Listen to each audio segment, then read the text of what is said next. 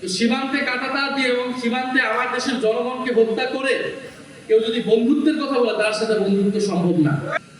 নিরস্ত্র নিরপরাধ ঘুমন্ত মানুষের উপরে, প্রতিবাদকারীদের উপরে দমন পীড়ন চালানো, গুলি চালানো আন্তর্জাতিক আইন, যে কোনো আইন অনুযায়ী এটা মানবতা বিরোধী।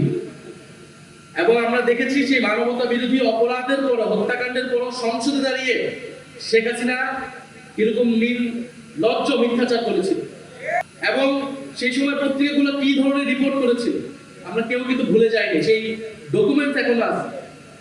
হেফাজতের তাণ্ডব বলে প্রচার করা হয়েছে। যারা ভিকটিম তাদেরকে অপরাধী হিসেবে প্রচার করা হয়েছিল, তাদেরকে সন্ত্রাসী হিসেবে প্রচার করা হয়েছিল। দেশের দাড়ি টুপি মাদ্রাসা আলেম ওলামাকে এক ধরনের জঙ্গি হিসেবে চিত্রিত করার প্রবণতা আমাদের মিডিয়া সহ নানান জায়গায় আমরা দেখেছি। সেই সময় শাপলা এক ভাই বলেছেন যে বিএনপি তাদের সাথে ছিলেন, হেফাজতের সাথে ছিলেন, অবশ্যই সাথে ছিল বিএনপি, কিন্তু বিএনপির ভূমিকা আসলে কিরকম ছিল এটা আসলে এই সময়ে এসে এটা বিশ্লেষণের দাবি রাখে। দেশের জনগণের একটা বড় অংশ যখন বিপদগ্রস্ত, এরকম একটা রাজনৈতিক হত্যাকাণ্ড হচ্ছে, রাজনৈতিক দল হিসেবে, বিরোধী দল হিসেবে বিএনপির উচিত ছিল সেই আন্দোলনের নেতৃত্ব নেওয়া, আরো বোল্ড ভূমিকা রাখা। কিন্তু আমাদের রাজনৈতিক দলগুলা যদি আরো রাজনৈতিক ভূমিকা থাকতো, সক্রিয় ভূমিকা থাকতো, তাহলে হয়তো এই ধরনের হত্যাকাণ্ড আমরা এড়াতে পারতাম। আমাদের মাদ্রাসার ছাত্র আলেম ওলামা তাদেরকে যে ভিন্নভাবে জঙ্গি হিসেবে চিত্রিত করা, এই প্রবণতা থেকে আমাদের সমাজ, আমাদের রাষ্ট্র, আমাদের শিক্ষিত সমাজ, রাজনৈতিক দল, আমাদের সবাইকে বের হতে হবে। খেলাও হবে মাদ্রাসার ছাত্রদেরকে জঙ্গি হিসেবে চিত্রিত করা, দাড়ি টুপি থাকলে বিশ্ববিদ্যালয়ের ছাত্রদেরকে হলে শিবির বলে নির্যাতন করা, এইটা কিন্তু আমরা কোনোভাবে আর এলাও করবো না। আমাদের যে ধর্মপ্রাণ মুসলমান, আমাদের আলেম ওলামা, তাদেরকে স্বীকৃতি দিতে হবে। তাদের এই দেশের রাজনীতি, এই দেশের ইতিহাসে তাদের ব্যাপক ভূমিকা আছে।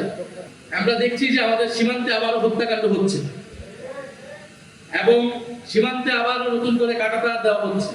তো সীমান্তে কাঁটাতার দিয়ে এবং সীমান্তে আমার দেশের জনগণকে হত্যা করে কেউ যদি বন্ধুত্বের কথা বলে তার সাথে বন্ধুত্ব সম্ভব না।